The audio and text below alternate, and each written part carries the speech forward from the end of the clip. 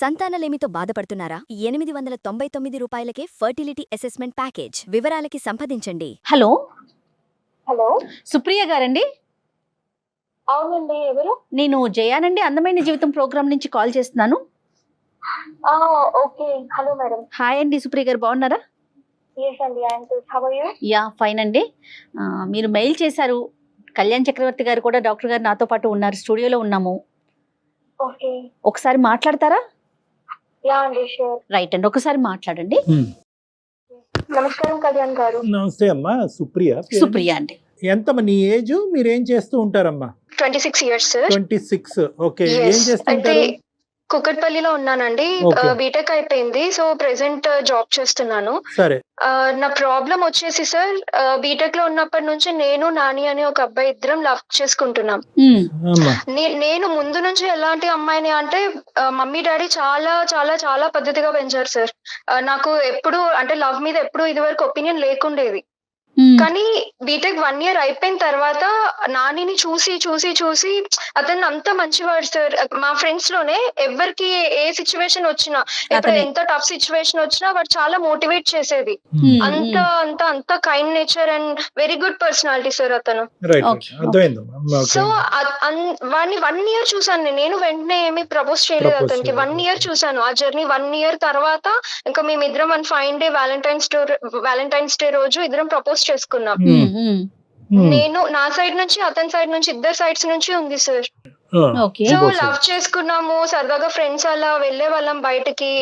ఇంకా మేము లవర్స్ కాబట్టి మేము పర్సనల్ గా వెళ్లే వాళ్ళము. ఇంకా అలా బాగా బాగా ఎంజాయ్ చేసాం సార్. బాగా తిరిగాము. మానసికంగా కూడా మేము చాలా కనెక్ట్ అయిపోయాం. కనెక్ట్ అయ్యారు. అది. అయితే ఇంకా కామన్ అది. ఆ జర్నీలో నేను కన్సీవ్ అయ్యాను సార్.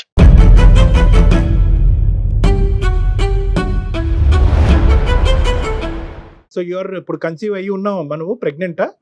లేదు సార్, అప్పుడే. అప్పుడంటే ఎప్పుడమ్మా? ఫోర్త్ ఇయర్ లో ఉన్నప్పుడు సార్. అప్పుడేనా? ఓకే. Yeah.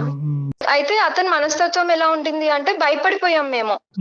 ఎలా ఏం చేయాలి ఇప్పుడు, ముందు ఏంటి భయపడితే ఇంకా చదువుకుంటున్నాము, సెటిల్ అవ్వలేదు మనము అన్న ఒక భయంలో ఇదిలో ఉండిపోయాను నేను. అయితే అతను ఓకే, ఇట్స్ ఓకే, మనిద్దరం మ్యారేజ్ చేసుకుంటాం కదా బీటెక్ అయిపోయిన తర్వాత. ఇప్పుడు ఈ ప్రస్తుత సిచ్యువేషన్ లో ఇది కరెక్ట్ కాదు, సో అబార్ట్ చేసుకుందాము అని ఇద్దరం కలిసి డిసైడ్ అయ్యి, సో నేను ఒక గైనకాలజిస్ట్ దగ్గరికి వెళ్ళాను సార్. సో పిల్లిస్తే ఇంకా అబార్ట్ చేసుకున్నాను.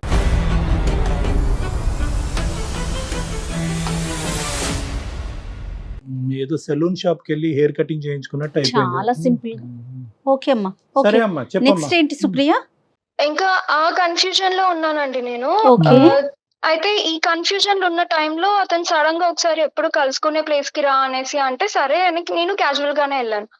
ఇంకా అతను వచ్చి సడన్ గా ఎలా ఉన్నావు, ఏం చేస్తున్నావు అని మాట్లాడుతూ, ఇప్పుడు ఒకవేళ నేను నీ లైఫ్ లో లేకపోతే నువ్వు ఎలా అనుకుంటున్నావు, ఏం చేద్దాం అనుకుంటున్నావు, మన ఇద్దరం ఒకవేళ కలిసి ఉండే పరిస్థితులు మనకు లేకపోతే ఏం చేద్దాం అనుకుంటున్నావు అని అన్నాడు సార్ సడన్ గా. ఇక్కడ టాపిక్ ఏంటి అంటే సార్, వాళ్ళ మరదలంట యుఎస్ లో ఉంటుందంట. తను చిన్నప్పటి నుంచి వీడిని లవ్ చేస్తుంది. వీడికి తెలుసు అది, కాకపోతే వీడు అవాయిడ్ చేసేది. ఓకే. ఇప్పుడు ఏంటి, ఆ అమ్మాయి పెళ్ళంటూ చేసుకుంటే నేను బావనే చేసుకుంటాను అనేసి వాళ్ళ పేరెంట్స్ ని బెదిరించేసింది.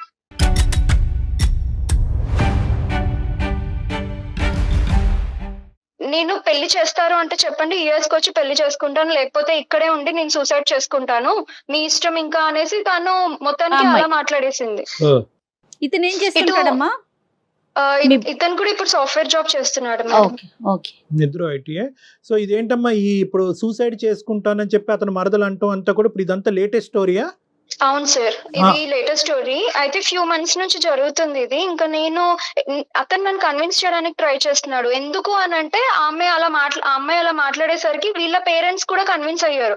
ఎప్పుడో చిన్నప్పుడు వాళ్ళు మాట అనుకున్నారంట, బాబా మరదలే కదా, బాగుంటది, ఏజ్ కూడా కరెక్ట్ గా ఉంది, వీళ్ళిద్దరికి మ్యారేజ్ చేద్దామని చిన్నప్పుడు అనుకున్నారంట. ఇప్పుడు ఈ అమ్మాయి ఇలా మాట్లాడేసరికి, సరే ఇంకా తినకే ఇచ్చి మ్యారేజ్ చేద్దాము, మన ఇంటి అమ్మాయి మన ఇంటికే వస్తుంది కదా అని వీళ్ళు అనేసారంట.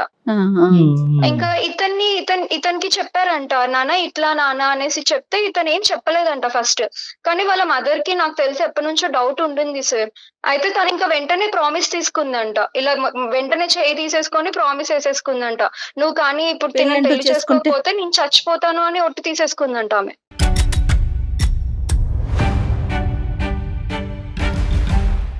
ఎవరు చెప్పారమ్మా ఈ విషయాలన్నీ? అతనే చెప్పారా నీకు? అవును అవును మేడం, Okay. అతనే చెప్పాడు నాకు. కదమ్మా, అతనికి అదే అసలు రోజు. అసలు అతనికి హింటే లేదా సుప్రియ దట్ట ఒక మరదలు ఉంది, ఆ అమ్మాయి మీద నా మీద ఆశ పెట్టుకుంది, పెద్దలు కూడా మీ ఎదురు ఫ్యామిలీలో ఉంది.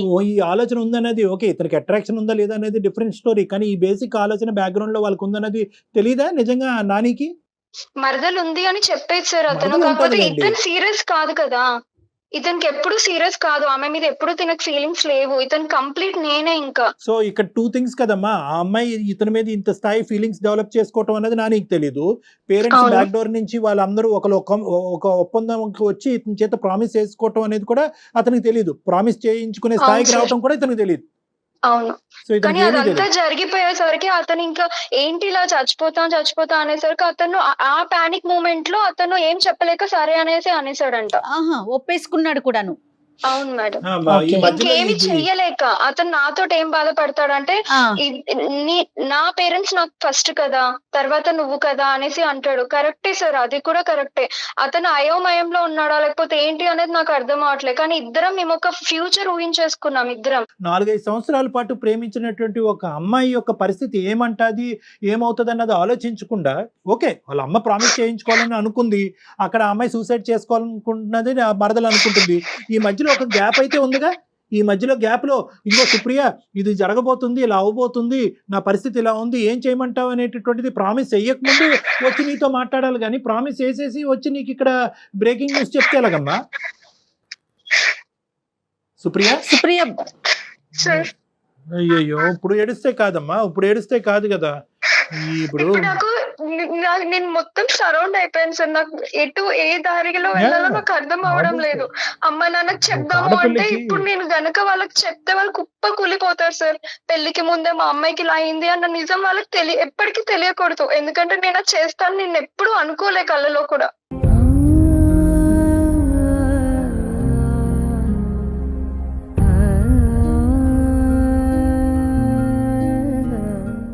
ఎందుకంటే ఒక ఆడపిల్లకి ఒక ఫిజికల్ బాండ్ ఏర్పడిన తర్వాత ఇమోషనల్ గా కనెక్టివిటీ అనేది 10 times పెరిగిపోతుందండి. She can't think about any other man in her life. Yes exactly అండి. కాదమ్మా, ఇప్పుడు సుప్రియ, ఇప్పుడు అతను వర్జన్ నాకు అర్థం కావట్లేదు, ఏమంటాడు అతను? అంటే ఇంకా నీ మన ప్రేమ ఇంకా గుడ్ బై చెప్దాం అనుకుంటాడా, లేదంటే ఇది ఇలా ఫ్రెండ్షిప్ లాగా, లేదంటే ఇంకో షిప్ లాగా కంటిన్యూ చేద్దాం అంటాడా, ఫైనల్ గా మరదలనే చేసుకుంటానంటాడా, ఏమంటాడు? మరదలకి మొగ్గు చూపుతున్నారు. మీరు నాకు అదే హెల్ప్ చేయాలి సార్. నాకు అతన్ని కన్విన్స్ చేయాలి అంతే. అతను ఒక భయంలో ఉన్నాడు, ఎవరో చనిపోతారు, వాళ్ళు చనిపోతారు అని. కానీ ఇక్కడ నేను ఆ టెన్షన్ లో నేనేదో ఒకటి అయిపోతాను నువ్వు కదా సార్. చచ్చిపోతే నువ్వు కాదమ్మా, మేము అదే కన్విన్స్ చేస్తాం, అది తాత్కాలికమే కదా, పర్మనెంట్ సొల్యూషన్ కాదు కదా. అవును. అది ఒక పాయింట్ నాన్న, మేడం చెప్పింది అదొక ఇంపార్టెంట్ పాయింట్. కన్విన్స్ చేయటం, బతిమాలటం, కాళ్ళ వేళ్ళ పట్టడం అనేది పెళ్లి సో కదా ఇది. ఎందుకంటే ఈ ప్రేమలో ఎంత బలం ఉంది, ఎందుకు ఇంతకాలం మీరు ప్రేమించుకుని కమిట్ అయ్యారు అనేటటువంటి అంశాలు మా అందరికంటే అతనికే బాగా తెలుసు. ఈ రోజు మేము కొత్తగా వచ్చి అతన్ని బతిమాలుకునేది ఏంటి, అది కాదు. అంతకంటే ముందు ఏంటంటే వాళ్ళు చనిపోతారు అనేటటువంటి బాధ ఉన్న వ్యక్తికి ఈరోజు అదే థ్రెట్ నువ్వు చేస్తే, నేను చచ్చిపోతానంటే అప్పుడు ఏం డెసిషన్ తీసుకుంటాడు? నువ్వు చచ్చిపోయినా పర్లేదు, మా అమ్మ చచ్చిపోకూడదు అంటాడా? సో అది ఇదేంటంటే కూడా ఉమ్, అలా కూడా అడిగాను సార్. కానీ నేను ఎప్పుడు కూడా అతనికి ప్రెషర్ ఇవ్వాలనుకోలేదు. అతను కూడా మొత్తం నాతో నువ్వే అలాగే బిహేవ్ తీసుకుంటావమ్మా? చేసే అతను. అతనికి ఇవ్వ, మాకు మొత్తం ప్రెజర్ నువ్వే తీసుకుందువు గాని. అతనికి ఇండివిజువాలిటీ లేదు, ఒక నిర్ణయం మీద నిలబడలేడు, ముందు ఆలోచించవలసింది ముందు ఆలోచించకుండా తర్వాత పరిణామాల గురించి బాధపడతాడనే వ్యక్తిత్వంతో నువ్వు ప్రయాణం 4 సంవత్సరాల పాటు చేసావు. అరగంటలో మాకు అర్థమైనటువంటి ఒక అంశం, 4 సంవత్సరాలు ఈ వ్యక్తి యొక్క వ్యక్తిత్వం అర్థం కాలేదు. అంటే this could have happened any time. ఈ రోజు మరదల రూపాన్ని వచ్చింది కాబట్టి ఈ పరిస్థితి వచ్చిందని మనం అనుకోవడానికి లేదు. అవును, ఎప్పుడైనా జరగచ్చు అంటారు. ఎప్పుడైనా జరగచ్చు. రేపొద్దున ఇంకో అమ్మాయి వచ్చి ఇంకో తన జీవితంలో ప్రవేశించి నువ్వు కాదు ఇంకోలని నేను చచ్చిపోతానని ఇంకో అమ్మాయి అంటే కనుక మళ్ళీ నిన్ను వదిలేస్తాడేమో. నీకెప్పుడు కాదు సార్, అతను అలాంటి వాడు కాదు. ఎందుకు అంటే వాళ్ళ మరదలు లేదా వాళ్ళ అమ్మ చనిపోతా అనేసరికి అతని డిసిషన్ తీసుకున్నాడు. మరి అదే అతను ఇంకా- చనిపోతానని నువ్వు కూడా అంటున్నావు కదమ్మా. ప్రతి ప్రేమలో థ్రెట్ కి డిసైడ్ అవ్వాలమ్మా. థ్రెట్ కి తట్టుకునేటటువంటి వాళ్ళే ప్రేమించాలి, ఆ దమ్ము ధైర్యం ఉన్న వాళ్ళే ప్రేమించాలి. వాళ్ళ అమ్మ దగ్గర నుంచి థ్రెట్ రాదని అనుకున్నాడా? మీ పేరెంట్స్ దగ్గర నుంచి ఇంకో థ్రెట్ రాదని అనుకున్నాడా? అన్ని థ్రెట్లకి మనం ఎదురిద్దాము, అన్ని థ్రెట్లను మనం తట్టుకుందాము, అప్పుడే ఇది అసలైనటువంటి స్వచ్ఛమైనటువంటి ప్రేమ, మనం భయపడకూడదు అనేటటువంటి వ్యక్తి, ఆ దమ్ము ధైర్యం ఉన్న వాళ్ళే ప్రేమించాలి. ప్రేమించేసిన తర్వాత మా అమ్మ చచ్చిపోతానంది కాబట్టి నీకు గుడ్ బై అంటే ఇంకేమన్నా ఉందమ్మా? ప్రిపేర్డ్నెస్ లేనప్పుడు ఎందుకు మీరు ఎందుకు ప్రేమించుకున్నట్టు? ఇందుకోసమే నేను స్టార్టింగ్ లో ఎప్పుడు నేను లవ్ లో పడతాను అనుకోలే. ఎందుకంటే నా సరౌండింగ్స్ లో నేను చాలా చూస్తున్నాను, అప్పుడు చాలా చూసాను సార్. లవ్ చేస్తారు కానీ లవ్ మ్యారేజ్ అనేసరికి కొంతమంది వదిలేస్తారు, చీట్ చేస్తారు. సో ఇందుకే నేను ఎవరిని ఆ ఉద్దేశంతో రాలేదు నాకు. కానీ ఇతన్ని 1 year నుంచి దగ్గరగా చూసాను కదా సార్, అందుకు ఇతన్ని లవ్ చేశాను. కాదు నాన్న, నువ్వు ఏవేవి చూసి అతన్ని చేసుకోవాలని అనుకున్నావు అనేది డిఫరెంట్ స్టోరీ. కానీ కొన్ని సందర్భాల్లో ఏంటంటే ఈ విపరీతమైనటువంటి మంచితనం కూడా ఇటువంటి వాటికి శాపం. ఇప్పుడు ఇదే డైలాగ్ నువ్వు అతనికి చెప్తే మా అమ్మ చచ్చిపోతానంటుంది, ఇక్కడతో మన ప్రేమకు తుది పలుకు, గుడ్ బై అని అంటే బ్రేకప్ అంటే తను యాక్సెప్ట్ చేస్తాడా? మరి ఇప్పుడు ఏం చేద్దామమ్మా? మీరు ఏదో ఒకటి చేసి తనని కన్విన్స్ చేయండి సార్ ప్లీజ్. సరే నా పేరెంట్స్ ముందు నేను ఇలా నిల్చోలేను సార్, నేను వాళ్ళకి ముఖం కూడా ఇలా చూపించుకోలేను, నా పేరెంట్స్ తట్టుకోలేరు అది. కానీ ఇతన్ని కూడా వదులుకోలేను సార్. ఇందుకే మేము అంటాం మా ప్రేమించడం తప్పులేదు, కానీ ప్రేమించేటటువంటి క్రమంలో అన్నీ ఇదే జీవితం అని చెప్పి బ్లైండ్ ఫెయిత్తో ముందుకెళ్ళిపోయి మెడకి ఏమొచ్చి ఏదో ముడిపడిన తర్వాత పేరెంట్స్కి చెప్పాలి, పేరెంట్స్కి చెప్పేటటువంటి పరిస్థితి పేరెంట్స్ యాక్సెప్ట్ చేయరనేది ఈ లాస్ట్ సీన్లో పేరెంట్స్ని తీసుకొస్తున్నారు చూడు, అది మీరు చేసే ప్రధానమైనటువంటి తప్పిదం. సరే, ఇప్పుడు అతను ఏమంటాడు అన్నది ఒకసారి చూద్దాం. అతను ఉన్నాడు అసలు మాట్లాడతారు సార్. అతనికి విషయం ఏం తెలీదు, నేను లైన్ కనెక్ట్ చేస్తాను అతనికి. మీరు మాట్లాడే వ్యక్తి మీ కాల్ ని హోల్డ్ లో పెట్టారు, దయచేసి లైన్ లో వేచి ఉండండి. హలో నాని. యా సుప్రియ, చెప్పవే, ఏం చేస్తున్నా? ఏం లేదు, నువ్వు ఫ్రీగానే ఉన్నావా? యా ఫ్రీగానే ఉన్నా. సరే, నేను సుమన్ టీవీకి మెయిల్ చేశాను, కళ్యాణ్ చక్రవర్తి గారు లైన్ లో ఉన్నారు. ఏంటి ఇది? ఎందుకు టెన్షన్ పడుతున్నావు? ఎక్కడెక్కడికో ఫోన్ చేస్తున్నావు, ఎక్కడెక్కడికో వెళ్తున్నావు. నేను నీకు జాగ్రత్తగా అన్ని విషయాలు ఎక్స్ప్లెయిన్ చేశాను కదా, ఎందుకు ఏదేదో చేస్తున్నావు? ప్లీజ్, నేను కొంచెం ఇన్సెక్యూరిటీ ఫీల్ అవుతున్నాను, అందుకే నాకు ఇంకా ఒక్కటే ఆప్షన్ ఇది, ఒక్కసారి మాట్లాడు ప్లీజ్. సార్ లైన్ లో ఉన్నారు. సరే మాట్లాడు. Nani, hello Nani.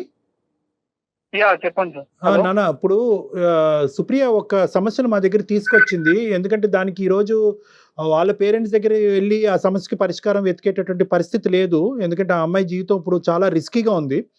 Most important thing ఇక్కడ ఏంటంటే మీ ఇద్దరిది ఒక లవ్ స్టోరీ, చాలా సాఫీగా ముందుకెళ్ళింది, ఇమోషనల్గా ఫిజికల్గా బాండ్ అయ్యారు. ఆ అమ్మాయి ఆఖరికి ప్రెగ్నెంట్ అయ్యి అబార్షన్ అయ్యేటటువంటి పరిస్థితి వరకు వచ్చింది. నువ్వు లేక నేను లేక నువ్వు ఉండలేవనే ప్రామిసులు వేసుకున్నారు. అన్నీ కొనసాగేటటువంటి పరిస్థితిలో ఈరోజు నీకేదో సమస్య వచ్చింది కాబట్టి ఈరోజు సుప్రియకి గుడ్ బై చెప్పాలి అని అనుకుంటున్నావు అని అంది. ఏంటి నన్ను అసలు ఈ సబ్జెక్ట్ ఏంటి? సార్ అలా అని ఏం లేదు సార్, గుడ్ బై చెప్పడం అనేది ఏం లేదు. నాకు యాక్చువల్ గా పరిస్థితి వల్ల అలా చేయాల్సి వచ్చింది. అదే ఏంటి పరిస్థితి? సార్ యాక్చువల్ గా ఏం జరిగిందంటే, మా చుట్టాల అమ్మాయి ఒక అమ్మాయి ఉంది సార్ యుఎస్ లో. ఓకే. వాళ్ళు మా మామ వరుస అవుతారు. అమ్మాయి నీకు మరదలు అవుతుందా నాన్న? వరుస అవుతుందా? అవును, వరుస. సొంత మేనమామ కూతురా నాని? యా, సొంత మేనమామ కూతురు. వాళ్ళు ఎలా అంటే ఇప్పుడు పేరెంట్స్ వచ్చేసి వాళ్ళకి చిన్నప్పటి నుంచి మాట్లాడడము అలా వెళ్ళడం, మాకు ఫ్యామిలీ గ్యాదరింగ్ జరిగేది. సో అమ్మాయి నాతో ఎమోషన్స్ పెట్టేసుకొని నాతో లవ్ లో ఉంది. సో నాకు చెప్పకపోవడం, నా పైన ఇంట్రెస్ట్ పెంచుకోవడం అలా జరిగిన తర్వాత ఒక డే వాళ్ళ పేరెంట్స్ అని చెప్పేసింది.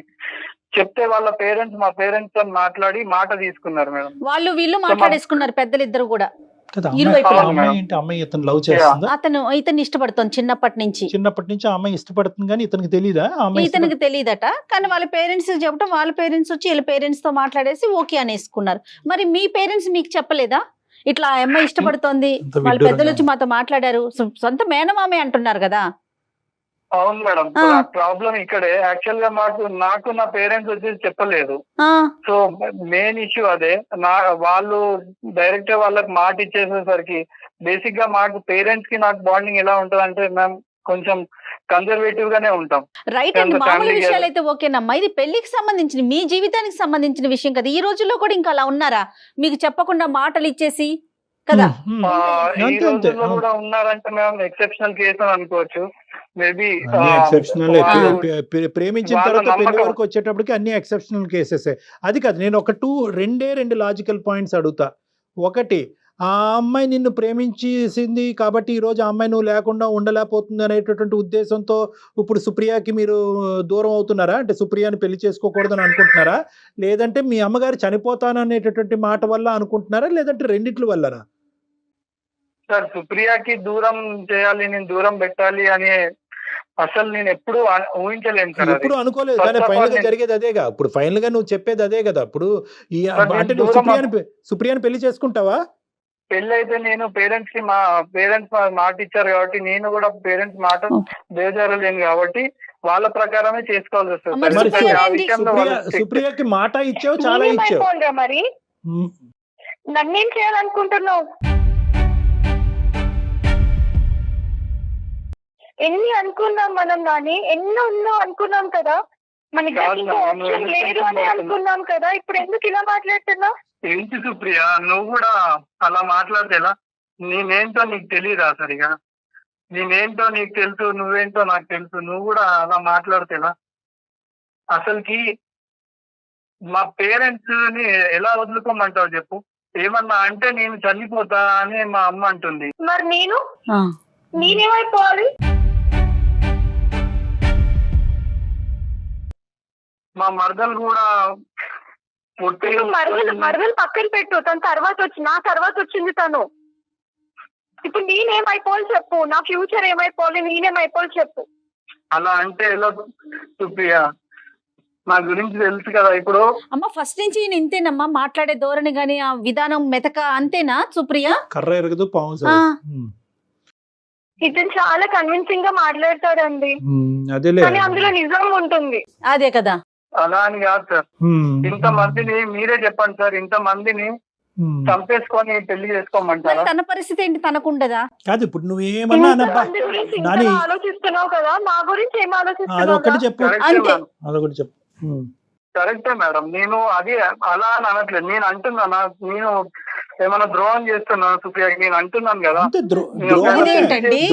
ద్రోహం అనే మాట చాలా తప్పు, చిన్న మాట. నువ్వు అమ్మాయితో శారీరకంగా కలిశారు, మీ అమ్మాయి ప్రెగ్నెంట్ అయ్యి అబార్షన్ చేసుకుంది. ద్రోహానికి మించినటువంటి ద్రోహం ఇది, ద్రోహానికి మించినటువంటి దూరం. ఈ రోజు నువ్వు మెత్తగా ద్రోహం ఎలా అంటారు చీజు సార్? బట్టర్ నేను- రాస్తున్నట్టు మాట్లాడుతున్నావు, ఆ. అదంతా వేరే విషయం, అదంతా పక్కన పెట్టు. ఇది ద్రోహం, ఇది అన్యాయం, ఇది అన్యాయం. ఇంత ఇంత కాదు మెత్త సార్, కాదు. ఇంత మెత్త కాదా? ఇది అన్యాయం కాదా? నాకు మేడం, నా ఏమంటున్నానంటే- పరిస్థితి అర్థమవుతుందా? ఇప్పుడు నువ్వు కాదు, నువ్వు చెప్తున్నావు, నన్నేగా కన్విన్స్ చేయాలనుకుంటున్నావు, కానీ నేను ఎక్కడికి వెళ్ళాలి? ఇంకా అటు మమ్మీ డాడీకి చెప్పుకోలేను, ఇటు ఎవరి దగ్గరికి వెళ్ళాలి నేను?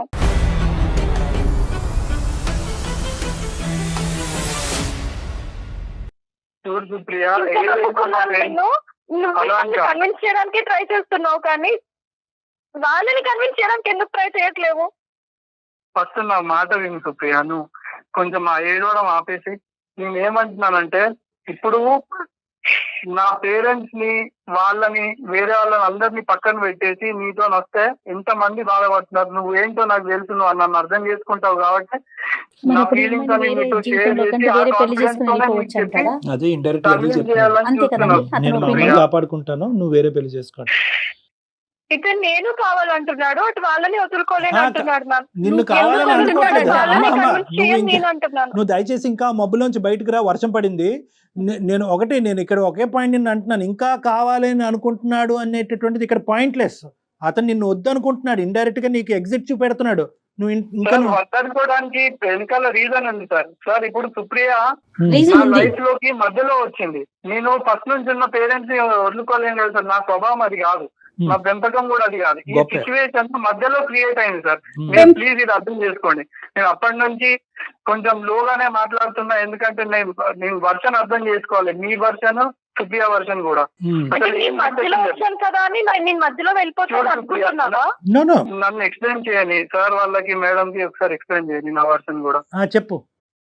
సార్, ఈ సిచ్యువేషన్ అనేది మేము 3 years 4 years ఖచ్చితంగా మేము రిలేషన్ లో ఉన్నాం సార్. ఒకరినొకరు అనుకొని ఒకరినొకరు అర్థం చేసుకొని బాగా తిరిగి ప్రతి సిచ్యువేషన్ హ్యాండిల్ చేసుకున్నాం. కానీ ఇలాంటి సిచ్యువేషన్ ఏదైతుందో సడన్ గా వచ్చిన సిచ్యువేషన్, ఇట్లాంటి సిచ్యువేషన్ హ్యాండిల్ చేయడానికి కానీ సడన్ గా మీరు అడిగినందుకు ప్రతి క్వశ్చన్ ని నేను ఆన్సర్ చేయడానికి కానీ కొంచెం ఆలోచించాల్సి వస్తుంది. ఎందుకంటే నేను ఆల్రెడీ ప్రిపేర్డ్ లేను సార్. ఇది ఈ ఇవన్నీ పిచ్చి మాటలు కానీ నాని, ప్రిపరేషన్ అక్కర్లేదు, దీని ఇలాంటి వాటికి ప్రిపేర్ అయ్యి ఉండాలి. ఇవేమి సడన్ గా వచ్చింది అని అనుకో. ప్రేమలో ఇలాంటివి సడన్ గా వస్తూనే ఉంటాయి. ఇది సింపుల్ గా చెప్పాలంటే నీ చేతకాంతనం అని చెప్పాలి. చేత కాకపోతే కనుక ఆడపిల్లల జీవితాలని నాశనం చేయొద్దు. ఆడపిల్లలైనా అబ్బాయిలైనా కూడా చివరి నిమిషం వరకు తీసుకెళ్లి ఇప్పుడు సడన్ గా మాట్లాడకండి సార్, ఆమె భయపడుతుంది.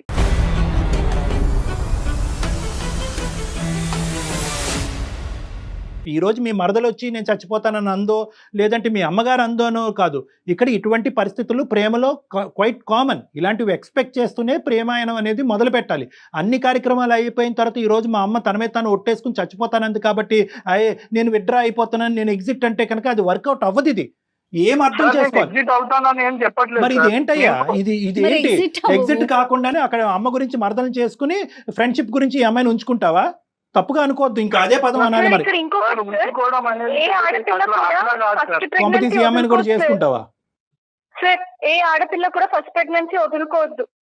అలాంటిది నేను ఇతని కోసం ఎందుకు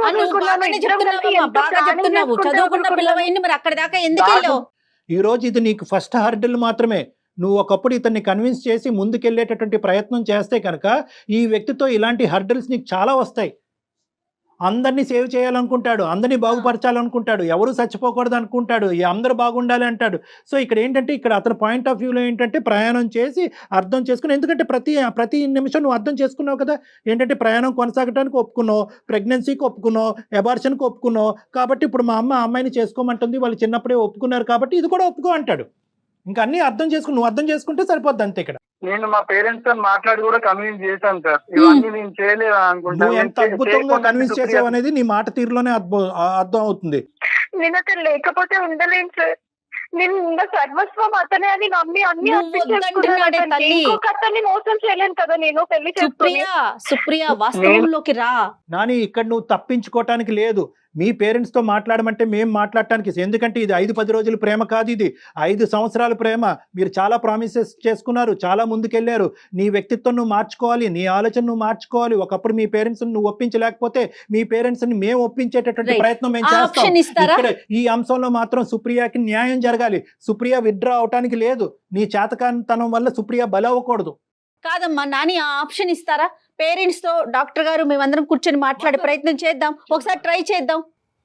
ఖచ్చితంగా మాట్లాడండి సార్. నేను దానికి 100% వాళ్ళు విల్లింగ్ ఉండరు మేడం. ఫస్ట్ ఆఫ్ ఆల్ పెళ్లి కావాలని ఎందుకు సార్? దానికి ఒక స్టాంప్. పెళ్లి చేసుకుంటున్నాం, మీరు పెళ్లి చేసుకోవటం గురించి కాదా? ఏం మాట్లాడుతున్నావు? ప్రేమ పెళ్లికే దారి తీస్తుందా సార్? అయ్యో రామా, నీలో ఒక నాటోడు కనిపిస్తున్నాడు నాకు. మీరే చెప్పండి సార్. ఓన్లీ పెళ్లి వల్లనే, పెళ్లి అనే ఒక మాట వల్లనే ప్రేమ కరెక్ట్ వీళ్ళది ప్రేమ 100% పెళ్లి జరిగితేనే ప్రేమ కరెక్ట్ అని అంటారా డాక్టర్ గారు అడుగుతున్నారు. ఎస్ సర్వనాశనం అయిపోతుంది ఈ అమ్మ సమాజం. ఎందుకు సార్? సమాజం ఎవరు సార్? నేను అడుగుతున్నాను. సమాజం మీరా మేడమా ఎవరు సార్? సమాజం నాకు ఏమైనా ఇబ్బందులు వచ్చినప్పుడు సమాజం అసలు వచ్చింది. నేను క్లియర్ గా చెప్తున్నాను సార్. సుప్రియాని నేను ప్రేమిస్తున్నా, మొమ్మాకి ప్రేమిస్తున్నా, ఎప్పటికీ ప్రేమిస్తాను. పదం వాడే అర్హత లేదు. ప్రేమించుకున్నారు, దగ్గరయ్యారు, ఒకళ్ళు ప్రామిస్ చేసుకున్నారు, 1కి 100 సార్లు పెళ్లి చేసుకుంటాం అన్నారు. ఇంకేం కావాలయ్యా? ఇంకేం కావాలి?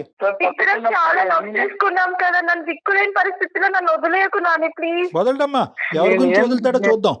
ఎవరు వదులుతున్నారు సుప్రియ? నేను అంటున్నా వదులుతున్నానని. నువ్వు అంత పెద్ద మాటలు ఎందుకు మాట్లాడుతున్నావు? పెద్ద మాట్లాడే ఇక్కడ ఆ అమ్మాయి పరిస్థితి ఏంటి చెప్పకుండా నిన్ను వదలను అంటే కనుక అక్కడ చేసుకుంటానంటున్నావు, ఇక్కడ ఈ అమ్మాయిని ఏం చేస్తావు? నీకేంటంటే గాల్లోకి ఎగిరి తన్నే ఆ అమ్మాయి దొరుకుంటే సరిపోయి ఉండేది.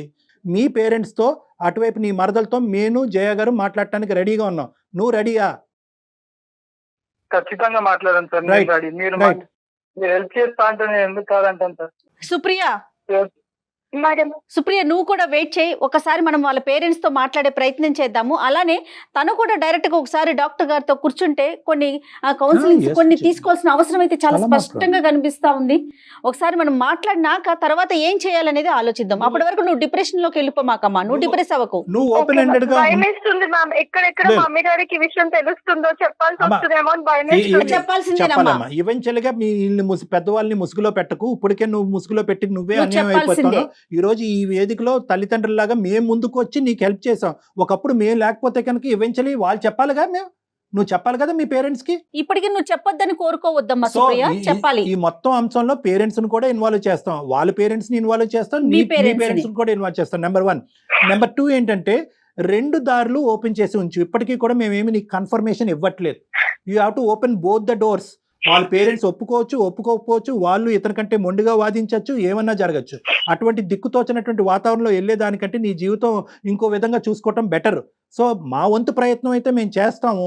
But entrance, exit 2 doors open చేసే ఉంచు. అన్నిటికీ రెడీగా ఉండు సుప్రియ. అలా ప్రిపేర్ అవ్వలేదు సార్, అవ్వలేకపోతున్నాను. అవ్వాలి. అవ్వలేకపోతున్నాను. అవ్వాలి. ఏదన్నా మన మంచికే జరుగుతుందని అనుకుని ప్రిపేర్ అవ్వాలమ్మా. ఓకేనమ్మా? దీనికి ఓకే అంటే కనుక దాని ప్రకారం మనం ప్లాన్ చేద్దాం, నెంబర్స్ తీసుకుని. ఓకేనా? Okay sir. Okay okay. Nani ఓకేనండి మీకు? Okay madam. ఎలాగైనా కన్విన్స్ చేయండి సార్ వాళ్ళ పేరెంట్స్ ని.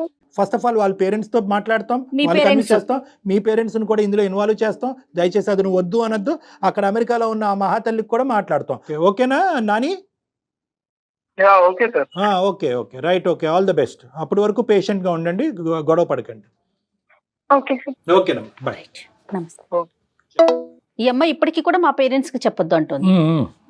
అతనేమో ఓకే నేను నన్ను కాదనుకున్నానా, నువ్వే కావాలి, ఇంక ఇదే నాకు తెలుసు. అసలు ఇది ఎంతవరకు నిజమో ఏంటో కూడా మీరు ఒకసారి పేరెంట్స్ తో మాట్లాడితే కానీ అసలు విషయం బయటకు రాదేమో. నెంబర్స్ తీసుకోండి ఆఫ్లైన్. ఎస్ఎస్ కళ్యాణ్ గారు రైట్ అండి. నమస్తే. సుమన్ టీవీలో మీ పర్సనల్ అండ్ బిజినెస్ ప్రమోషన్స్ కోసం కింది నెంబర్కి కాంటాక్ట్ చేయండి.